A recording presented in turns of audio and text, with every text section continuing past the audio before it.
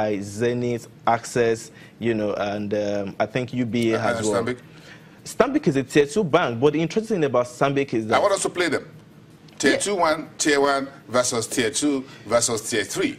We classify banks based on their total assets. So if you have total assets exceeding 2 trillion naira, we call you a tier 1 bank. Less than that is a tier 2 bank.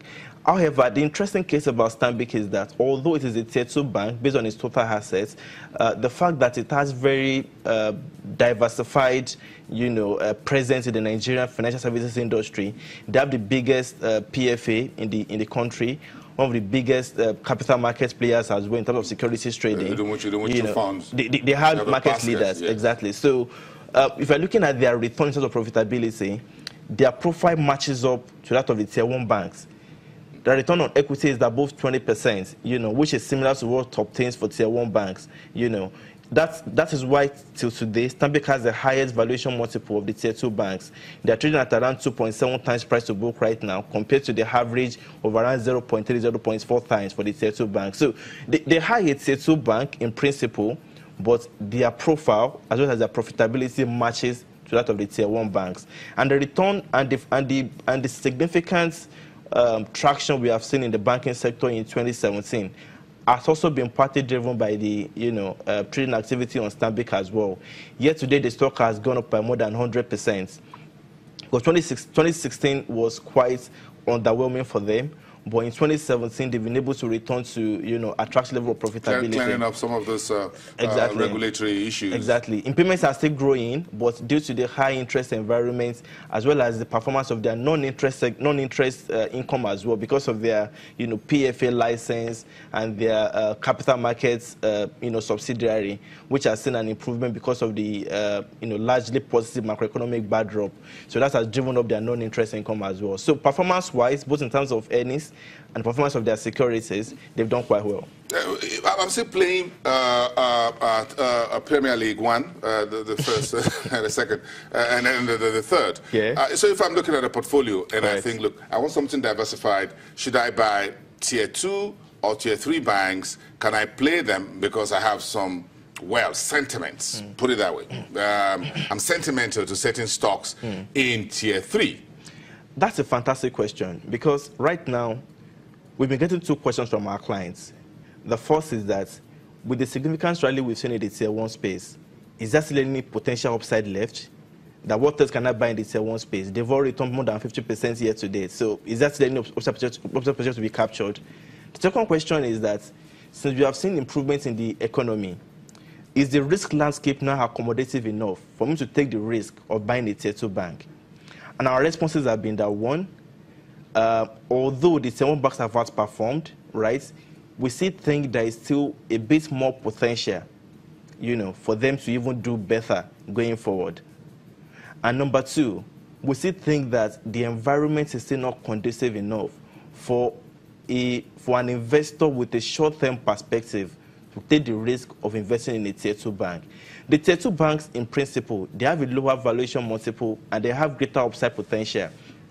But because of their balance sheet issues, particularly, their high cost of fund, their high non-performing loans ratio, and their high level of operating leverage, meaning high cost to income ratio, that means that, or they all mean that, if you are taking the risk of investing in a tier 2 bank right now, the weak sentiment for these stocks will mean that the return you are hoping to get might not be captured in the shorter term. It will be a longer term play. It could be a value trap.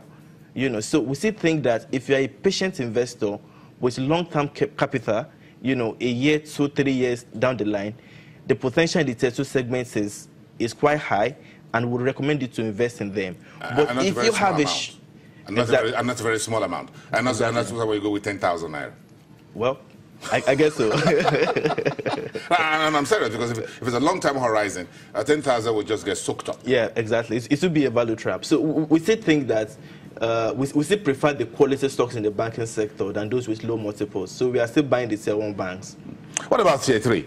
And I'm sure we have 1 or 2 in tier 3. I'm sure. You and I, we know that. Well, according to Skybank, for example. According is it in tier 2 or tier 3? For AfriInvest, we do only tier 1 and tier 2 segments. You don't touch tier 3. For the CBN has a tier 3 classification, which are banks that have, much more lower total assets. So the banks, regional banks like, regional banks and some national banks like Unity and Wema, they're classified within the tier 3 segments. And for these banks as well, the major issue has still been about their asset quality. They have quite weak asset quality, one, and then they have very high cost of fund, which has been, dragging their profitability, substantially. So for us, we still think that investors with a, shorter term perspective should still stick with quality stocks over those with seemingly low valuation multiples in the sector. Is there anything, if you look at the fundamental and technical analysis, and thank you very much for providing a lot of fundamental overlay there for us to understand, but fundamentally, what do you think will likely come in to change the scenario or improve the fortunes of not just tier 1, but the tier 2 and tier 3? And again, I'm going to ask this question. Is there any day very soon when we'll see a bank share at 50 naira, 60, or maybe 100? It might happen very soon. Stanbic today is at 42. JC Bank is over 40 naira as well. So, 50 might happen very soon. You never can tell. But going back to your question of the fundamentals to look out for. Like I mentioned initially, the high yield on government securities has been the major driver of earnings in the last 1 year. However, if you're looking at the yield environment over the past 3 or 4 months, it has been moderating gradually. And if you study the Q3 result of most banks, you will see that there was a moderation in their interest income.